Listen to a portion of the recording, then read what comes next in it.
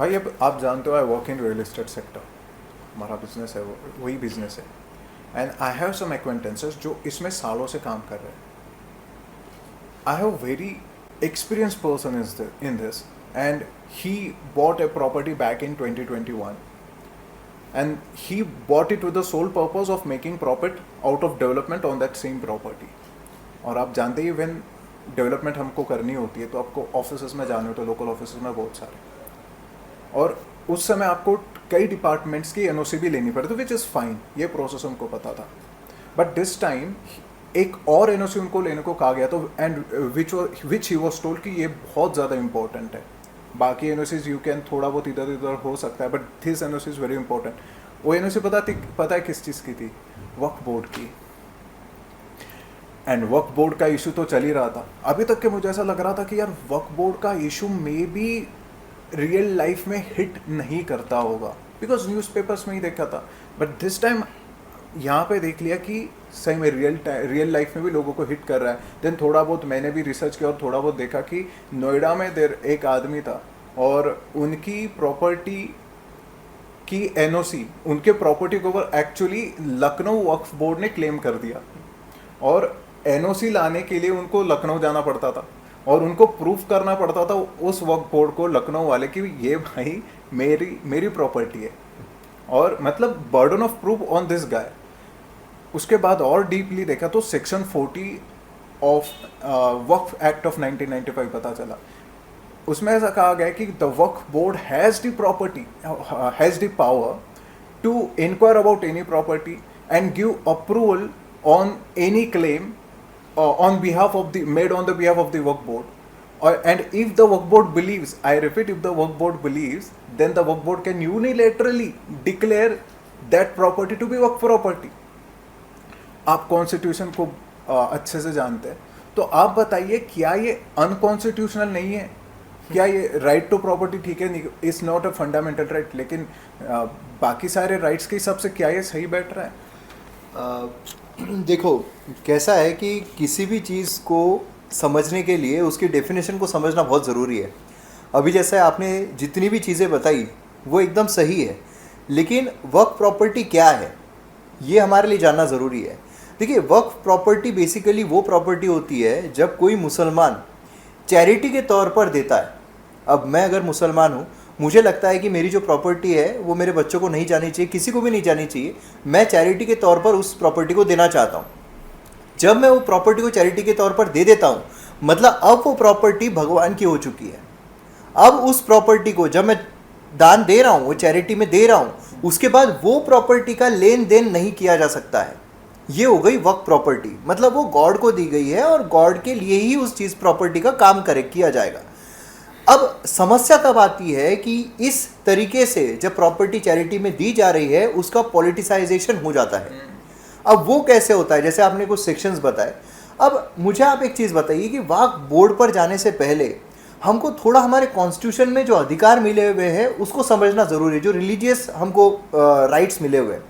अब अगर हम ओएसी साहब ने भी बताया था कि we have the right to religion, हाँ, अब अगर हम देखें हमारे आर्टिकल्स में, तो हमको राइट टू रिलीजन है कि हम हमारा जो भी रिलीजन है उसको हम बिलीफ को प्रोपोगेट कर सकते हैं, उसको अपना सकते हैं, जो हमको फेथ रखना है वो हम फेथ रख सकते हैं। अब समस्या तब आती है जब रिलीजन ग्राउंड पर डिस्क्रिमिनेशन हमें देखने को मिले। अब डिस्क्रिमिनेशन होता कैसे?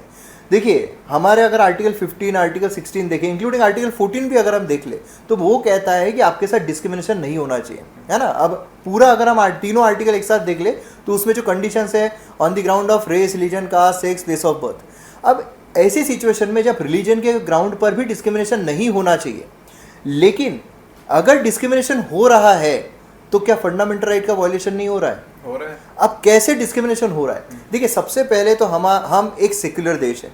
सेक्युलर देश का मतलब क्या है कि हम सभी धर्मों को समान मानते हैं। हमारा वो कॉन्सेप्ट नहीं है जो वेस्टर्न कल्चर अपनाता है कि भाई हम किसी भी धर्म को नहीं मानते, लेकिन हमारा ये है कि हम सभी धर्म को समान मानते हैं।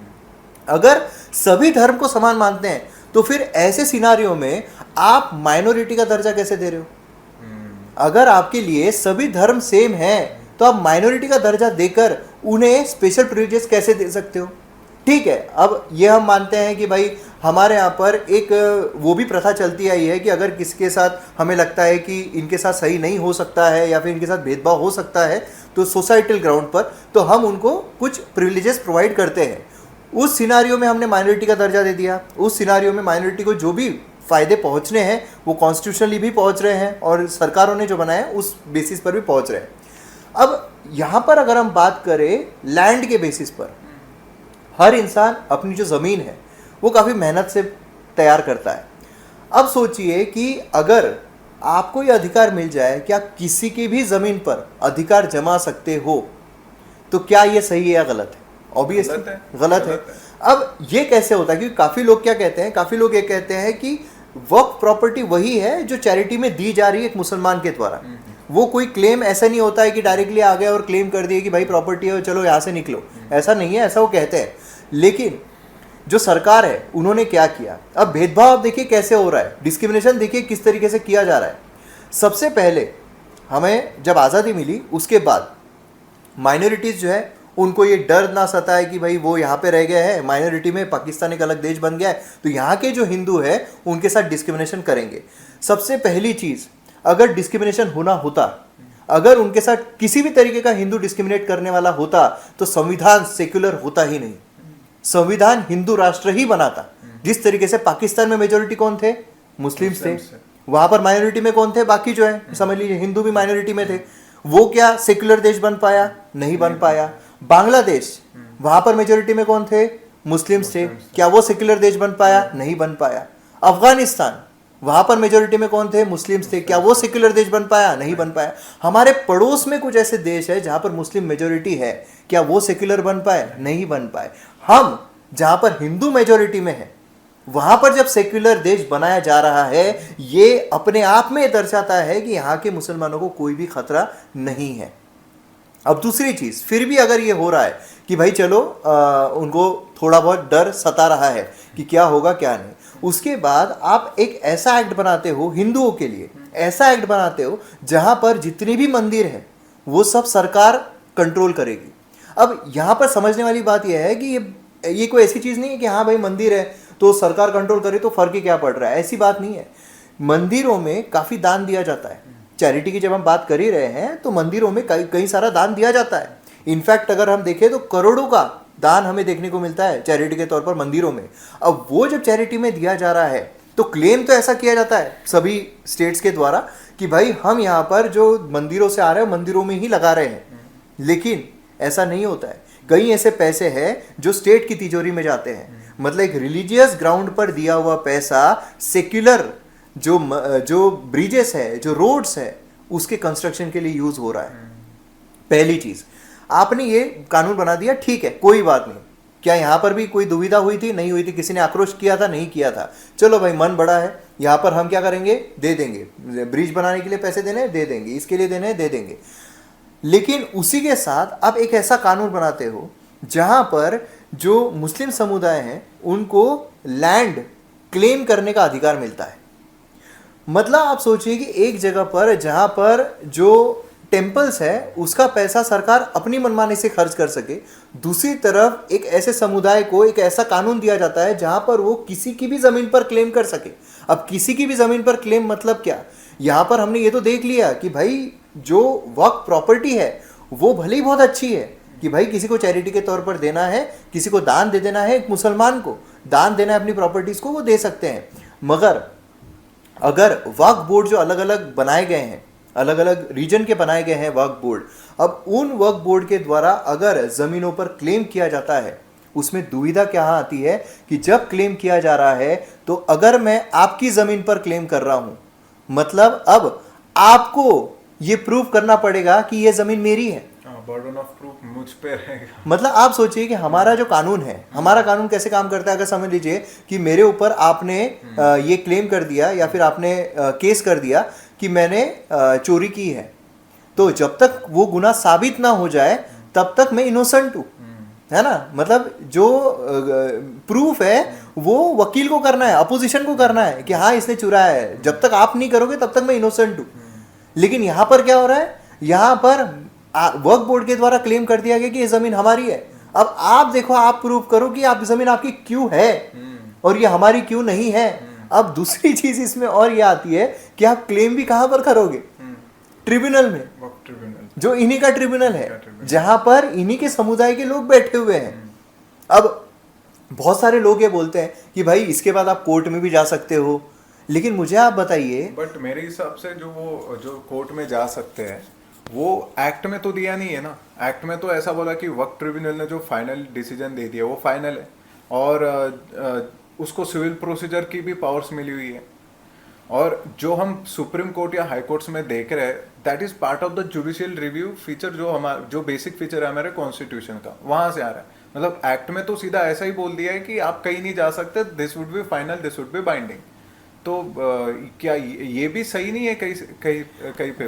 वही मैं आपको बोल रहा हूँ। और ऊपर से जो बर्डन ऑफ प्रूफ है वो भी हम पे ही है, हमको ही प्रूफ करना है, वो ट्रिब्यूनल को भी हमको ही साबित करना है। जैसे अभी सूरत म्युनिसिपल कॉरपोरेशन का जो इशू हुआ था, सूरत म्युनिसिपल कॉरपोरेशन ने 2021 में उनकी जो प्रॉपर्टी है, जो बिल्डिंग है, हेरिटेज बिल्डिंग, उस बिल्डिंग पे क्लेम लगा दिया किसी एक व्यक्ति ने वक्फ बोर्ड के बिहाफ पे। अब वो जो प्रूफ उन्होंने कर दिया और वक्फ बोर्ड ने उनके ऊपर अप्रूव भी कर दिया कि yes this is Waqf property. क्या आप सोच सकते हो कि सूरत म्युनिसिपल कॉरपोरेशन की बिल्डिंग ही क्लेम कर दी, और वो क्लेम कर देने के बाद में 3 साल लगे उनको वक्फ ट्रिब्यूनल को बताने के लिए कि भाई ये प्रॉपर्टी हमारी थी। कि सूरत म्युनिसिपल कॉरपोरेशन जैसी पावरफुल बॉडी, उनको 3 साल लगे कि ये प्रूव करने के लिए कि ये प्रॉपर्टी हमारी है। और वहां पे जो वक्फ ट्रिब्यूनल ने एक बहुत अच्छा सा स्टेटमेंट दिया था विच हैज इम्प्रेस्ड मी। उन्होंने बोला कि यार ये जो आप प्रॉपर्टी बोल रहे हो कि ये वक्फ प्रॉपर्टी है, ये शाहजहां ने बनाई थी, and that is why you are laying claim कि ये वक्फ property and this should be declared as waqf property. उन्होंने कहा कि शाहजहां ने जो बनाई थी अपने पैसे से तो नहीं बनाई थी वो, और इसके एविडेंस भी उनको मिले कि ये टैक्सेस से बनाई थी। जो वही के जो पोर्ट्स है, सूरत के पोर्ट्स, वही पोर्ट्स पे जो टैक्सेस लगे थे उसके वो उन टैक्स के पैसे से दिस बिल्डिंग वाज मेड। अब आप ये कैसे बोल सकते हो which is not a personal property, of public property, how can you declare public property कि भाई ये वक्फ प्रॉपर्टी है? And what I want to say is कि इतनी बड़ी body corporate, Surat municipal corporation is not a joke, बहुत बड़ी body है, और उनको 3 साल अगर लग गए ये प्रूव करने में कि ये मेरी, भाई हम इसमें काम करते हैं, मेरी प्रॉपर्टी है, आम इंसान की क्या हालत हो जाएगी? एग्जैक्टली मतलब क्या है ना कि सबसे बड़ा प्रॉब्लम यही है कि एक आम इंसान क्यों जाते फिरे कोर्ट में ये साबित करते हुए कि ये प्रॉपर्टी मेरी है। अब देखिए वक्फ प्रॉपर्टी की जब हम बात करते हैं ना, ये कोई ऐसा नहीं है कि अभी आया हुआ कॉन्सेप्ट है, ये पहले भी था हमारे देश में। मतलब अगर हम दिल्ली सल्तनत देखें तो वहाँ से ये चलता आ रहा है। उसके बाद ब्रिटिशर्स जो है उन्होंने इस चीज़ को बहुत ही बुरा कहा था कि ये जो चीज़ है वक्फ प्रॉपर्टी, मुझे याद है प्रीवी काउंसिल हुआ था। हाँ, ये बहुत बुरा कहा था। लेकिन फिर उसके बाद ऐसा हुआ कि चलो 1913 1914 से फिर ये चीज़ जो है वो शुरू कर देते हैं, ऐसी चीज़ की गई। तो ऐसा नहीं है ये डायरेक्टली मतलब आज़ादी के बाद आया है, आज़ादी के पहले से रहा है। और इसी वजह से हमको इसके ट्रेसेस जो है क्यों कांग्रेस में देखने को मिलते हैं, ये चीज़ जस्टिफाइबल हो जाती है कि क्यों हमें देखने को मिलता है। अब देखिए जैसा आपने कहा कि बिल्कुल सही चीज़ है कि अगर एक इतनी बड़ी जो एक बॉडी है उसको इतना वक्त लग रहा है चीज़ें रिजॉल्व करने के लिए, तो एक आम इंसान जो है खासकर गांव में रहने वाला, अभी हमने देखा है कि बिहार का पूरा एक गांव क्लेम कर दिया गया। इवन सदन जो काफ़ी सारे गांव हैं उस पर सीधे क्लेम कर दिए गए। एक तो मंदिर जो 1500 साल पुराना है उस पर क्लेम कर दिया गया। तो मतलब चीज़ यहाँ पर ये समझ में नहीं आती है कि आप अगर ये बोल रहे हो कि सीधे तरीके से क्लेम नहीं किया जा सकता है, ठीक है मान लेते हैं क्लेम नहीं किया जा सकता, क्लेम सिर्फ उन्हीं प्रॉपर्टीज़ पर किया जा सकता है जो एक मुसलमान ने लिया हुआ है, क्लेम सिर्फ उसी प्रॉपर्टी पर किया जा सकता है अगर किसी को चैरिटी में देना है। लेकिन फिर ये जो हमें न्यूज़ देखने को मिल रही है, क्या ये न्यूज़ झूठी है? क्या ये पूरा का पूरा गांव जो है वो क्लेम कर दिया गया, बिहार का पूरा गांव जो है वो क्लेम कर दिया गया? और सिर्फ क्लेम नहीं किया जाता है कि ऐसा नहीं होता है कि भाई ये प्रॉपर्टी हमारी है, अब देखो यार तुम थोड़ा सा, ऐसा नहीं होता है ना, सीधा क्लेम कर दिया जाता है और 30 दिन के अंदर आपको खाली करना पड़ेगा, ये कहा जाता है। अब एक गांव में रहने वाला इंसान जिसको चीज़ों के बारे में पता ही नहीं है, वो अब कहाँ भटकेगा, कौन से ट्रिब्यूनल में जाएगा, कौन से कोर्ट में जाएगा? ये मतलब एक्स्ट्रा बर्डन हम हमारे जुडिशरी पर भी नहीं, अगर मान भी लेते हैं कि ठीक है आप जुडिशरी में जा सकते हो, लेकिन हम जुडिशरी पर ऑलरेडी जो इतने केसेस पेंडिंग है उसमें ये और केसेस इंक्लूड नहीं कर रहे हैं, जिससे कि हमारा जुडिशरी जो है वो और डिले करने लग जाए। बाकी जो केसेस, कितने इंपॉर्टेंट केसेस चल रहे हैं, उन केसेस को हम डिले करने लग जाए।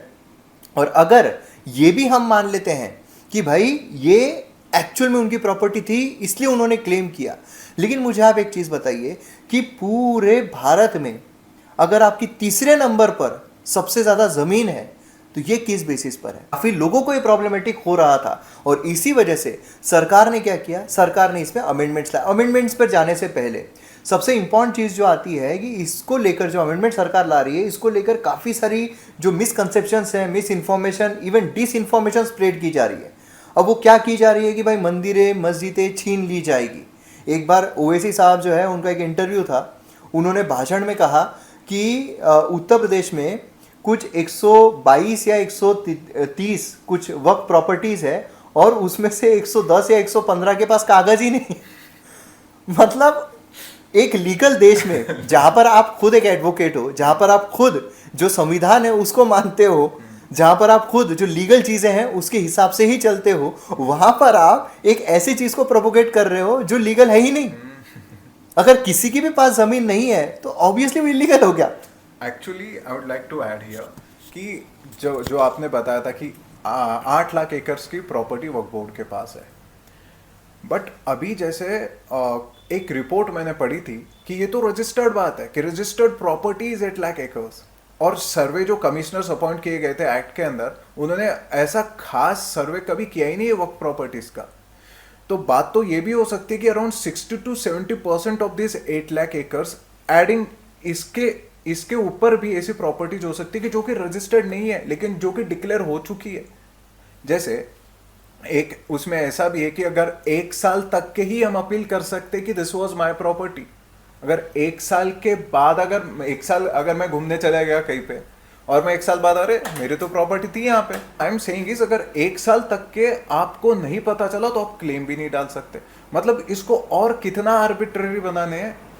और एक चीज़ आप ये सोचिए कि ये तो आर्बिट्री कानून बनाया गया है 1995, देन उसके बाद इसको और ज़्यादा स्ट्रिक्ट बनाया गया 2013 में भी। मतलब जब कांग्रेस की गवर्नमेंट थी, मनमोहन सिंह जी थे उस समय पर भी, और इसको जो प्रो इस्लामिक है वो इस चीज़ को बनाया गया। और उसी के साथ साथ इतना ही नहीं, तो सरकार ने काफ़ी सारी ज़मीनें वक्फ बोर्ड को दे दी। जैसे अगर आप देखोगे 2013 की बात है, 123 दिल्ली की 123 जो सरकारी ज़मीन है, सरकारी प्रॉपर्टीज़ है, उनको वक्फ बोर्ड को दे दिया गया।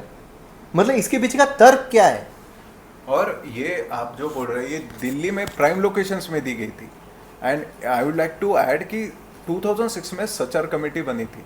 उन्होंने ऐसा कहा था कि अगर हम इन जो वक्फ प्रॉपर्टीज़ है इनका अगर हम सिर्फ 10% ही यूटिलाइजेशन करते इकोनॉमिकली या फाइनेंशियली, एंड अगर हम उनका 10% ही रेवेन्यू ले पाते हैं तो हमको, और आई एम टॉकिंग कि ये 2006 में हुआ था, ये अभी की बात नहीं है, अभी तो उनकी प्रॉपर्टी अराउंड 3 फोल्ड्स बढ़ चुका है।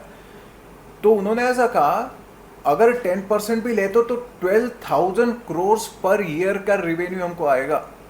एंड आप अभी जब बता रहे थे कि दिल्ली की प्राइम लोकेशंस में 123 प्रॉपर्टीज है, हम देखते कि गवर्नमेंट टैक्स के लिए कितना सीरियस है, क्योंकि रेवेन्यू चाहिए। और इतना रेवेन्यू जो गवर्नमेंट का जा रहा है, जो कि 12,000 करोड़ 2006 के डेटा के हिसाब से था, अभी कितना हो गया? एंड हम 10% की बात कर रहे हैं। और जैसे आपने कहा था कि 3rd लार्जेस्ट ओनर है प्रॉपर्टी का इन इंडिया। मैंने कहीं पढ़ा था कि इंडिया का जो अर्बन जो सिनेरियो है, अभी हमारी जो अर्बनाइजेशन है वो one of the most promising in the world है, जो ग्रोथ हो रही है उसकी, और सारी ग्रोथ इंडियन सिटीज़ में ही अच्छी खासी हो रही है। And I came to know कि waqf board is the largest urban owner of lands. मतलब जो भी अर्बन लैंड है वो सबसे ज़्यादा तो वक्फ बोर्ड के पास है। अगर ये किसी इंडिविजुअल के पास होता तो पता नहीं अपोजिशन या फिर जो लोग हैं वो बोलते भाई अडानी के पास इतनी है, अंबानी के पास उतना है। तो आई डोंट नो इसके बारे में कोई क्यों कुछ नहीं कह रहा। वो अर्बन लैंड्स उनके पास है, इट्स फाइन, लेकिन उसका कोई ढंग से यूटिलाइजेशन तो हो, उसकी जो फाइनेंशियल उसका पोटेंशियल है, उसका जो रेवेन्यू वो तो मिले। देखिए आपने बिल्कुल सही बात की कि अर्बन सोसाइटी में इतनी सारी ज़मीन अगर है तो उसका प्रॉपर यूटिलाइजेशन भी होना चाहिए। लेकिन प्रॉपर यूटिलाइजेशन करने के बजाय जो सरकार है वो उनको और उनकी प्रॉपर्टी जो है, सरकारी प्रॉपर्टीज जो है वो देती जा रही है। अब देखिए इसके पीछे जो तर्क है ना, वो तर्क पॉलिटिकली ज़्यादा नज़र आता है। मतलब मुझे एक बात बताइए कि जो मुकेश अंबानी है उनका जो एंटिलिया बना हुआ है वो भी वक्फ प्रॉपर्टी है ऐसा क्लेम किया जाता है, ठीक है। और ऐसा नहीं है कि वो अभी क्लेम किया जा रहा है, जब वो ज़मीन ली गई थी, जब बनाना शुरू हुआ था उस समय भी क्लेम किया गया था। अब मुझे आप एक चीज़ बताइए कि फिर वहाँ पर उनका घर बना कैसे, वहाँ पर उनका घर कैसे बना? मतलब कि जब ये कहा जाता है कि वक्फ की जो प्रॉपर्टी है उसका लेन देन नहीं हो सकता है, उसका ट्रेड नहीं किया जा सकता है, एक बार वक्फ प्रॉपर्टी आ गई तो किसी प्राइवेट ओनरशिप की तरफ नहीं जा सकती है, वो वक्फ की प्रॉपर्टी कैसे प्राइवेट ओनरशिप की तरफ गई? वो घर बांधने का शायद राह देख रहे होंगे, भाई घर बना है फिर हम क्लेम डालेंगे। तो यहाँ पर हमें समझ में आता है। अब बहुत लोग क्या कहते हैं कि जो वहाँ के लोग थे जो क्लेम कर रहे थे उनको घूस दे दी गई, जिससे कि वो लोग मैनिपुलेट हो गए और उन्होंने उस प्रॉपर्टी को छोड़ दिया। मतलब क्या है? मतलब इसका दुराचार तरीके से जो चीज़ें हैं वो की जा रही है। अब दूसरी मुझे एक चीज़ बताइए, आम आदमी पार्टी के द्वारा जो दिल्ली में है, आम आदमी पार्टी के द्वारा 100 करोड़ रुपए वक्फ प्रॉपर्टी के लिए दिए जाते हैं, ये आरटीआई के थ्रू पता चलता है। ये क्यों हो रहा है? यहाँ पर कंसर्न जो है वो सिर्फ इस चीज़ का नहीं है कि वक्फ प्रॉपर्टी को इतना पैसा क्यों दिया जा रहा है। कंसर्न इस चीज़ का है कि अगर आप वक्फ प्रॉपर्टी के लिए इतना दे रहे हो, कर्नाटका का अगर आप पूरा का पूरा बजट निकाल लो, वक्फ प्रॉपर्टी के लिए 200 करोड़ दिए गए हैं। ये अगर आप दे रहे हो तो फिर मंदिरों से आपको पैसा लेने का अधिकार किसने दिया है? दूसरी चीज़, आप अगर वक्फ बोर्ड को अगर आप ज़मीनें जो है वो बांट रहे हो, और कहा क्या जाता है कि वक्फ बोर्ड पर, मतलब अभी तो ऐसा हो गया है कि दिल्ली की बहुत सारी जो सरकारी जो बड़ी बड़ी मीनारें हैं वो अब वक्फ प्रॉपर्टी के ऊपर बनी हुई है, क्योंकि बहुत सारी जो है वो दे दी गई है। तो अब ये कहा जाता है कि जो रेंट है वक्फ बोर्ड की तरफ से वो काफ़ी कम लिया जाता है, निग्लिजिबल लिया जाता है। लेकिन जो अब रेंट है उसको भी काफ़ी रिवाइज किया जा रहा है। अभी कई सारी ऐसी प्रॉपर्टीज़ है जिसका रेंट जो है वो आम आदमी पार्टी के द्वारा बढ़ा दिया गया है, और उन्होंने कहा है कि और भी ये जो अभी रेंट बढ़ा है, मतलब समझ लीजिए साल भर का उनको कुछ 60-70 करोड़ रुपए आ रहा है, ये सिर्फ 15% प्रॉपर्टीज से आ रहा है। अभी जब बाकी प्रॉपर्टीज के और रेंट रिवाइज किए जाएंगे तो सोचिए आप कि जो रेंट है वो कितना मिलेगा वक्फ बोर्ड को। ये रेंट सरकार को नहीं जा रहा है, ये रेंट वक्फ बोर्ड को जा रहा है। और क्या वक्फ जो टेम्पल से पैसा लिया जाता है और सेक्युलर चीज़ों के लिए खर्च किया जाता है, कि यहाँ पर भी वैसा होता है? बिल्कुल नहीं। यहाँ पर जो वक्फ बोर्ड के द्वारा पैसा इकट्ठा किया जा रहा है रेंट के लिए, वो उन्हीं समुदाय के लिए इस्तेमाल किया जाता है, भले वो मदरसा हो, अलग अलग चीज़ें जो भी उनकी है उस चीज़ के लिए इस्तेमाल किया जा रहा है। मतलब वो बेसिकली कंप्लीटली एक रिलीजियस जो इंस्टीट्यूशन है उसी चीज़ के लिए खर्च किया जा रहा है। हम दिल्ली जो है उसकी बात कर रहे हैं, लेकिन इवन महाराष्ट्र की अगर हम बात करें, अभी जैसे इलेक्शन है महाराष्ट्र में, लेकिन 2020 में जब उद्धव ठाकरे साहब की सरकार थी उस समय पर भी जो रेंट है उसको रिवाइज किया गया था। महाराष्ट्र में भी जो वक्फ प्रॉपर्टीज़ है उसके, मुंबई में जो इंडियन ऑयल है वो वक्फ प्रॉपर्टी के ऊपर स्टैब्लिश्ड है। पहले उसका जो रेंट था उससे अब उसको कई गुना ज़्यादा बढ़ा दिया गया है और 2.5 लाख रुपए पर महीना कर दिया गया है। तो यहाँ पर समस्या यही आ रही थी। मतलब बेसिकली अगर हम इसको पूरी तरीके से सिंक करें सारी की सारी चीज़ों को, तो उसमें से जो प्रॉब्लम्स निकल कर आ रहे थे वो ये थे कि सबसे पहली चीज़ कि क्लेम जो है वो यूनानिमसली किया जा रहा है, और सामने वाले पर बर्डन आ रहा है कि भाई आपको ये बताना है कि ये प्रॉपर्टी आपकी क्यों है। दूसरी चीज़ ये है कि जब आप क्लेम भी कर रहे हो तो आपके पास ये अपॉर्चुनिटी नहीं है कि आप हायर कोर्ट्स में जा सकते हो डायरेक्टली। अब आप हायर कोर्ट में भी अगर जा रहे हो तो क्यों अननेसेसरीली आपको बर्डन मिले, जबकि जुडिशरी पर ऑलरेडी बर्डन है। अगेन हम जुडिशरी बर्डन क्रिएट कर रहे हैं। और नेक्स्ट चीज़ ये आती है कि इतनी प्रॉपर्टीज क्लेम करने के बावजूद जो कागज है वो इनके पास नहीं है, तो किस तरीके से लीगली चीज़ें जो है वो सॉर्ट हो रही है। चौथी चीज़, जो पांचवी चीज़ निकल कर आ रही है कि भाई अगर प्रॉपर्टी क्लेम भी की जा रही है उसके बाद सरकार जो है वो और प्रॉपर्टीज कैसे दे रही है, और दे रही है तो सरकार खुद की प्रॉपर्टीज उनको देकर उसी का रेंट क्यों भर रही है, और रेंट कहाँ से जा रहा है? हमारे जेब से जा रहा है।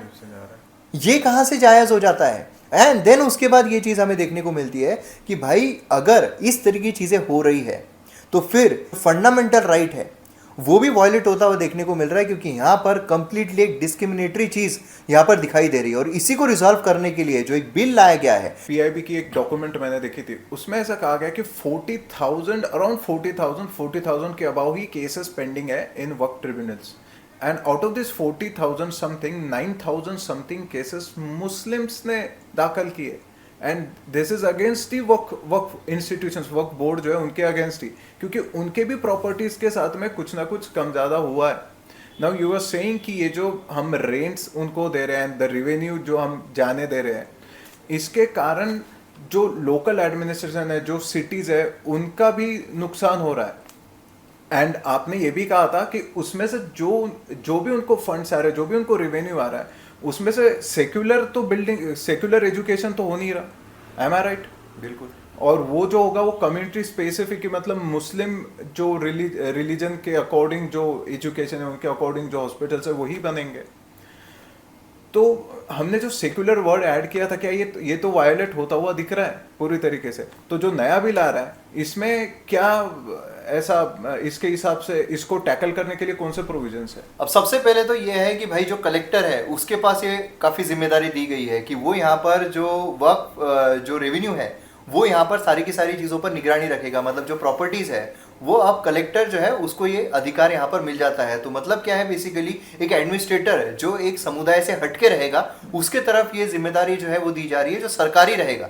तो इससे एक ये जो समझ लीजिए एक जो आम इंसान है जिसकी प्रॉपर्टीज के बारे में यहाँ पर क्लेम हो रहा है, जिसकी प्रॉपर्टी जो है वो क्लेम की जा रही है, तो उसको एक अश्योरेंस रहेगा कि नहीं, मेरी बात जो सुन रहा है वो बेसिकली सरकारी अफसर है, ना कि एक ट्रिब्यूनल जहां पर एक समुदाय जिसके खिलाफ मैं लड़ रहा हूं वही लोग मुझे सुन रहे हैं। और दूसरी चीज जो ट्रिब्यूनल की हमने अभी बात की कि भाई ट्रिब्यूनल में उन्हीं समुदाय के लोग रहते हैं, तो भाई यहाँ पर वो चीज में भी अब चेंजेस लाए जा रहे हैं कि भाई यहाँ पर मुस्लिम समुदाय जो है उन्हीं के लोग नहीं रहेंगे, यहाँ पर जो डिस्ट्रिक्ट मजिस्ट्रेट है वो भी यहाँ पर आएंगे। देन उसी के साथ साथ जो जॉइंट सेक्रेटरीट है उनके भी लोग वहां पर इंक्लूड किए जाएंगे, जिससे कि जो ट्रिब्यूनल है वो डाइवर्सिफाइड तरीके से काम करेगा रादर देन एक ही समुदाय के लोग रहने से। अब जो सेंट्रल गवर्नमेंट है उनके पास भी ये पावर है कि भाई यहाँ पर वो जो रजिस्ट्रेशन है वर्क प्रॉपर्टीज का, ये सारी चीजों में इंटरफेयर कर सकता है।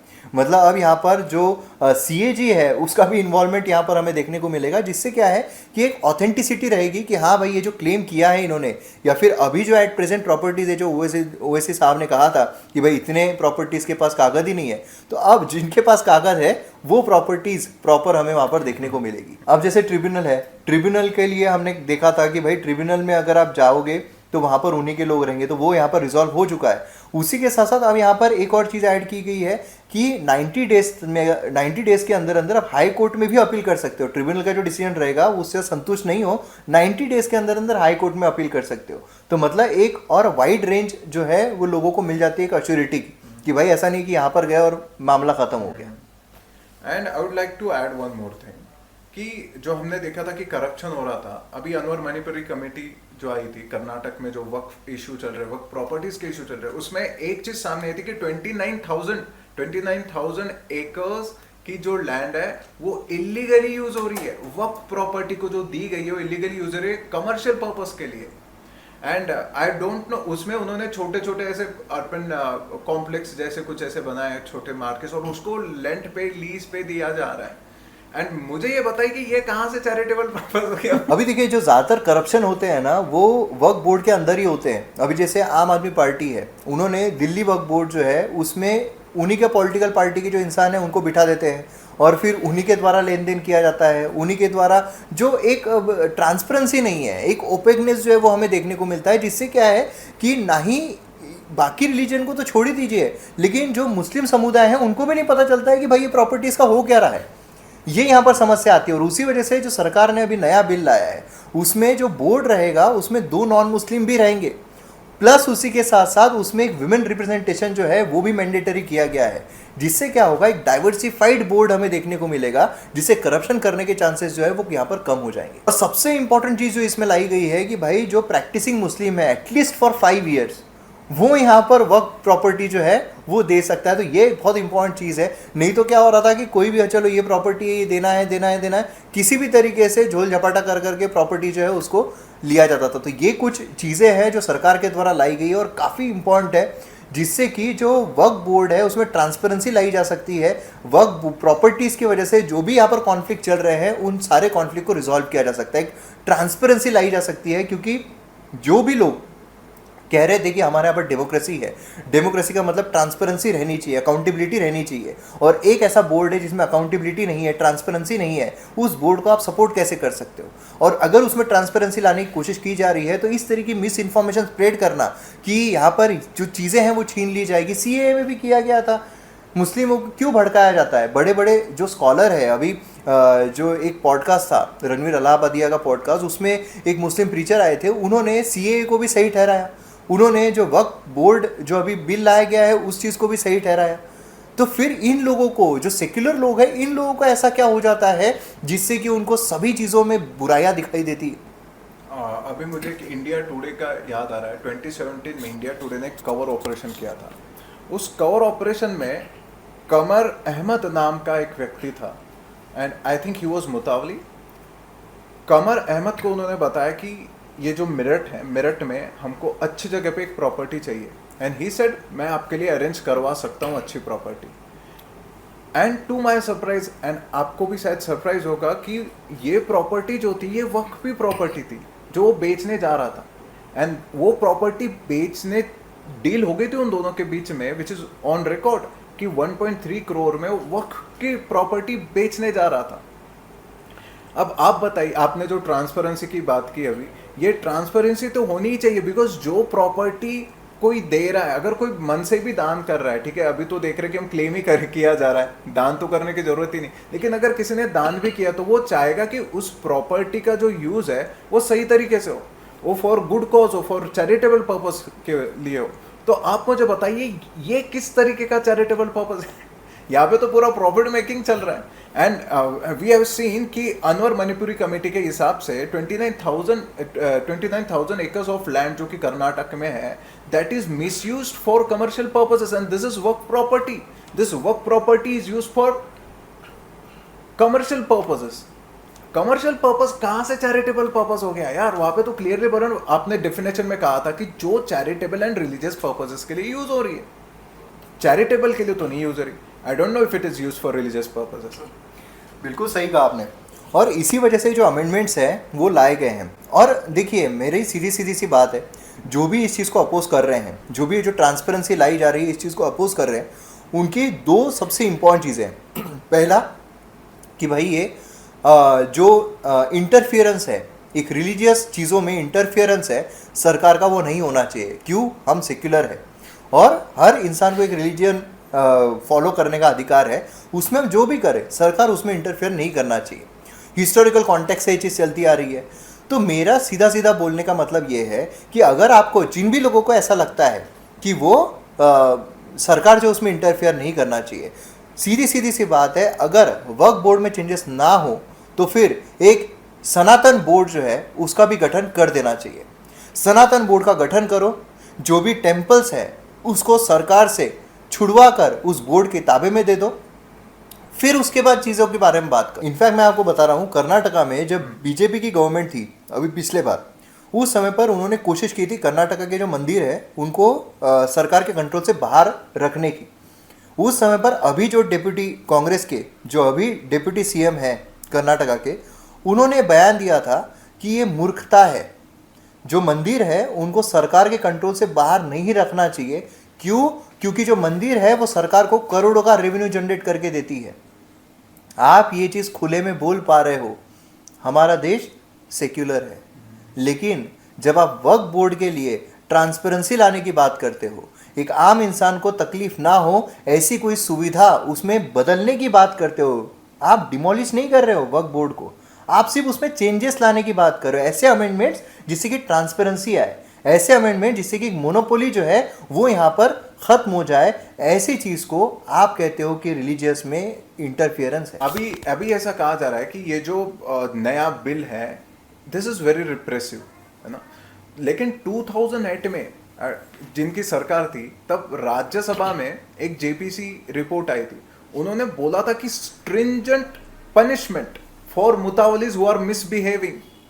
अगर कोई मुतावली गलत करे तो उसको स्ट्रिंजेंट पनिशमेंट, ऐसा तो किसी ने कहा नहीं, वो जेपीसी ने कहा था। तो उस पर तो कोई फ्यूरोरी नहीं हुआ था। आई डोंट नो इसमें कुछ गलत क्या है। जैसे एक वक्फ बाय यूज एक प्रोविजन था वक्फ एक्ट में, जिसमें अगर इस्लामिक पर्पसेस के लिए, इस्लामिक रिलीजियस या फिर मुस्लिम रिलीजियस पर्पस के लिए यूज हो रहा है कोई लैंड, तो बाय वर्चू उसको वक्फ डिक्लेयर किया जा सकता था।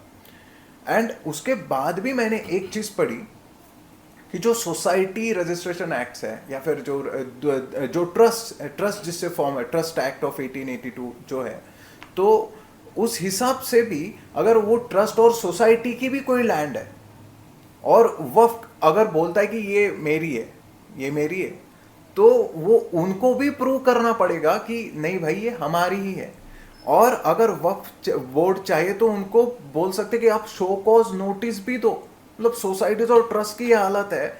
आई डोंट नो हम इस चीज को इतना सीरियसली क्यों नहीं ले रहे, बिकॉज ये काफी, ये this is not a laughing stock, ये काफी सीरियस बात है। मतलब हाँ, आप भी जानते हैं कितनी मेहनत लगती है एक प्लॉट खरीदने में। एक मिडिल क्लास बंदा कोई भी है वो जानता है, मिडिल क्लास से ही कोई अमीर बनता है वो भी जानता है कि कितनी मेहनत करनी पड़ती है। और इतनी मेहनत के बाद में भी आपने जो कमाया वो सेफ नहीं है। शिव शक्ति सोसाइटी की बात कर ले गुजरात में, वहां पे शिव शक्ति सोसाइटी में क्यों जाते हैं हम रहने? वहां पे हमें रेसिडेंशियल एटमॉस्फेयर मिले, वहां पे रिलीजियस और ये जो कल्चरल एक्टिविटीज ये ना हो। लेकिन शिव शक्ति सोसाइटी में एक प्लॉट था, जो प्लॉट सीधा उन्होंने क्लेम कर दिया एंड उन्होंने जो ओनर था उन्होंने भी दे दिया, because may be he was Muslim and intended कि वो जो प्रॉपर्टी है वो वक्त को चली जाए। और वहाँ पे नमाज एंड ऑल सारी चीज़ें स्टार्ट हो गई। वहाँ के लोगों ने कंप्लेंट की कि हमें ये रेसिडेंशियल सोसाइटी में एक्सपेक्टेड नहीं है। तो बाकी जो रेसिडेंशियल सोसाइटी के लोग थे, क्या उनसे पूछना नहीं चाहिए था? और ये जो कलेक्टर को अभी जो पावर्स दी गई है, ये कलेक्टर के पास ही तो जाएगा ना आदमी जब लोकल कोई इश्यूज होता है। देन बेट द्वारका को भी क्लेम कर रखा था, बेट द्वारका जो कि बाय डिफॉल्ट श्री कृष्ण की जन्मभूमि, कर्मभूमि मानी जाती है, और उसको भी क्लेम किया जा रहा है राम की जन्मभूमि गई, कर्मभूमि कृष्ण की जा रही है। एंड ऐसे कितने सारे एग्जाम्पल्स है। तो आई डोंट नो इस आर्बिट्ररी जो प्रोविजन है इसको हम क्यों नहीं देख पा रहे कि ये काफी सीरियस इशू है। एंड ये लोगों को पता होना चाहिए कि आप तो भाई बहुत खतरे में। इम्पॉर्टेंट ये भी है कि जो मैनिपुलेट चीज़ें आपको सर्व की जा रही है वक्फ बोर्ड को लेकर, क्योंकि क्या है ना, बहुत बार ऐसा किया जाता है कि भाई सेक्युलर है तो यार क्यों उनके रिलीजियस इसके साथ इंटरफेरेंस किया जाए। ये इंटरफेरेंस नहीं है, ये जो एक कानून जो क्लेम वो सिर्फ मुस्लिम प्रॉपर्टीज़ कर रहे हैं क्या? नहीं, वो सभी प्रॉपर्टीज़ क्लेम कर रहे हैं। तो फिर वहाँ पर क्यों रिलीजन आप ला रहे हो? फिर अगर रिलीजन लाना है सिर्फ वो मुस्लिम प्रॉपर्टीज़ को क्लेम करने की बात करो, फिर वो बिल्कुल कंप्लीटली रिलीजियस हो गया, फिर उसमें कोई भी इंटरफेयर नहीं करेगा। भाई आपका देखो, जैसे कि हम ट्रिपल तलाक था, वो एक तरीके का कंप्लीटली रिलीजियस सिनारियो था, मगर उसमें भी जो प्रॉब्लम्स है वो महिलाओं को फेस करना पड़ रहा था, इससे सरकार को इंटरफेयर करना पड़ा। यहाँ तो सभी को फेस करना पड़ रहा है इररिस्पेक्टिव ऑफ रिलीजन। तो यहाँ पर ऑब्वियसली कि जो सरकार है उनको इंटरफेयर करना पड़ेगा। और सीधी सीधी बात है, कंक्लूड करने के लिए एक ही चीज़ है कि जो ट्रांसपेरेंसी लाने के लिए जो कुछ भी किया जा सकता है वो चीज़ की जानी चाहिए, जिससे कि हर इंसान को एश्योरेंस रहे। इसलिए सबसे इंपॉर्टेंट चीज़ ये है कि भाई अगर किसी भी तरीके से ट्रांसपेरेंसी लाई जा रही है तो ट्रांसपेरेंसी लाने के लिए सपोर्ट ज़रूर किया जाना चाहिए। जो मिस इन्फॉर्मेशन डिसइन्फॉर्मेशन है उससे बचकर रहना चाहिए। और अगर ये चीज़ के लिए कंप्लीटली विरोध में है कि नहीं, इसमें किसी भी तरीके का अमेंडमेंट नहीं हो सकता है, ये रिलीजियस चीज़ है और रिलीजियस चीज़ में सरकार इंटरफेयर नहीं कर सकती है, सनातन बोर्ड का निर्माण होना चाहिए ताकि यहाँ पर भी एक रिलीजियस इंस्टीट्यूशन इस तरीके खड़ा हो जिससे कि एक इंसान अगर उसके साथ किसी भी तरीके से कोई मतभेद हो रहा है वो कोर्ट में नहीं जा सकता है तो अपने बोर्ड के तरफ तो भी जाए।